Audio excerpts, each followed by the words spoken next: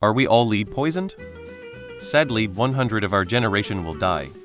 Let me put it this way. The boomers lived a lifetime smoking like a chimney, touching lead-painted objects and lead-infused crystal, inhaling leaded gasoline, breathing in asbestos, drinking excessively daily, and with a quarter of the diagnostics, techniques, technology, and medication available today.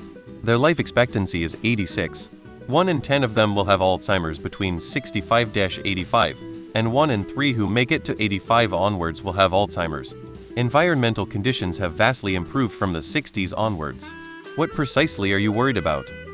Blood lead levels have been continuously declining since the banning of lead in most major products. https://ape.nes.ni.gov 10.1289 EHB 7932. You are fine. Go outside. Get some sun. I'm more worried about the microplastics tbh. Leaded gas was banned in 1996. Leaded paint has been gone for many years now. Most likely any house you live in has been updated, and any lead that was there has been removed or covered up. Leaded paint was banned in 1978. Municipal water supplies are monitored, and you can request the last inspection report if you know where to ask. Chances are you're good and shouldn't worry much about it. PFAS and microplastics are the next big one to think about. The levels of lead in your blood during the crucial early childhood period were 10 times less than when I, a Generation X guy, was a kid. And whatever the lead did to me, I'm still smart enough to research and answer to your question. https://19 January 2021 snapshot.epa.gov Americascaldren Environmentais Biomonitoring lead.html. As for the boomers, who knows? Nobody was monitoring blood levels back then. But they might have gotten less lead than Gen X did. Too much of Gen Z suffers from anxiety over shit like this. Unless you're around high levels of lead in a manufacturing environment without proper precautions, or you take up bullet casting in your inadequately ventilated garage as a hobby, or start seeking out pre-1975 paint chips to snack on, this isn't something to worry about. Environmental pollution is real and should be minimized to the extents that are reasonably practicable. But you should not live in fear of things unlikely to harm you, and unless you have some unusual environmental or occupational lead risk, this ain't one of them. Out of curiosity, have you had a blood lead level test done? Spoken to a medical doctor regarding your levels and their associated risks? What made you aware and so afraid of this? Side note, in all likelihood, you're probably not doomed to horrible suffering death by microplastics either. My parents didn't let me eat a lot of processed stuff when I was a kid, so thank goodness. But the microplastic thing is everywhere, even if you don't eat processed stuff. It's horrible. I wish the govt gave an F about public health. Hershey's chocolate has lead and cadmium in it. Paper food boxes and wraps have poisons in them, and so does your deodorant and shampoos and cosmetics. Have you seen what the feed pigs? Literally garbage, as in trash, as in paper, plastics and rotten food discarded from restaurants. Don't get me started on the chemicals they add to our food that other countries have banned for one reason or another. I wouldn't worry about a little lead in your Lunchables. Lead doesn't stay in your body. If you get away from the source that is contaminating you, your lead levels will eventually drop. When I was a kid, we used to walk to school in the winter when people would run their cars to warm them up.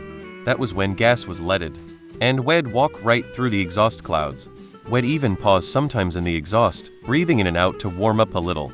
Lead exposure is never a good idea, but there's a big difference between getting the exposure when you are a baby and continually over your entire formative period vs the occasional incident. No one gets emphysema from trying one cigarette when they're 16. And yes, the boomers have a lot of flawed examples of their cohort, but there's quite a few boomers who are smart, humane, decent people, and they were exposed to lots and lots of lead. I grew up in the 50s. My dad worked till retirement at National Lead, which was just a couple of blocks east. He said there were places in the plant called black areas where you had to wear full hazmat gear just to go, and we had lots of lead around. Christmas tree tinsel was lead back then. Most all house paint was dead based. That's what National Lead made.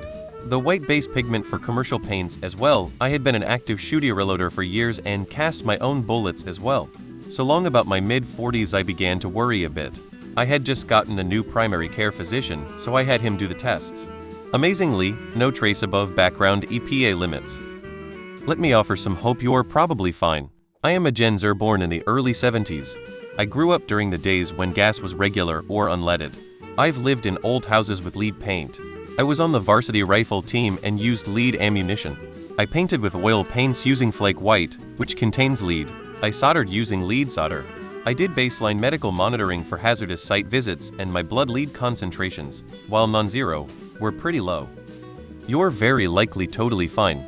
But if you're actually concerned and want peace of mind, you could always just get a blood test done to check your lead levels. But for context, I solder with lead at my job on a very irregular, sometimes daily basis, and breathe in the fumes when it's unavoidable.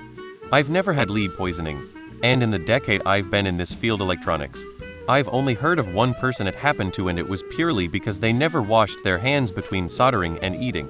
I get my levels checked every 1-2 years with my current employer as a job safety requirement.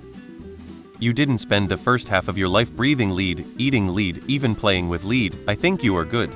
I'm about twice your age, and I suspect that my lead levels at 24 were significantly higher than yours are now. Now, as a Gen Zer, I'm sure I'm supposed to make some comment about your generation. And then I remembered that I don't care, go suck on a hose. I shoot competitively. Some are indoor ranges, some are outdoor. I wear a specific set of clothes, shoes, hats, etc. to the range. I wash them separately with a specific detergent, D-Lead, that's designed to remove heavy metals from clothing. Those shoes do not enter the house, and so on. Some indoor ranges I refuse to even enter because of poor ventilation. Lastly, I have my levels checked every year. I remembered when the news came out about lead in Lunchable, and I did a quick search. Funny enough, nobody would provide numbers at the time. All the articles would say was high level. I personally don't eat products like this, but remember, times 2 is only for TBH, for a media outlet to accuse a company's products without actual numbers and sources sounds like straight propaganda. At least half of America has lead poisoning. The other half probably has unknown plastic poisoning. We all have some amount of lead in our systems, sadly. Generally, it's normal for the body to accumulate some lead over the course of a lifetime. Most of it just settles in the bones and stays more or less biologically inert. It's when the concentration gets too high and/or your bones start to break down that the lead starts to affect your other bodily systems. Basically, as long as you avoid consuming lead, the tiny amounts found in normal food shouldn't cause any major problems within your lifespan. Lead accumulation and lead poisoning aren't the same. As is said, the dose makes the poison. A lot of lead over a short time is very bad. A tiny amount over decades is negligible.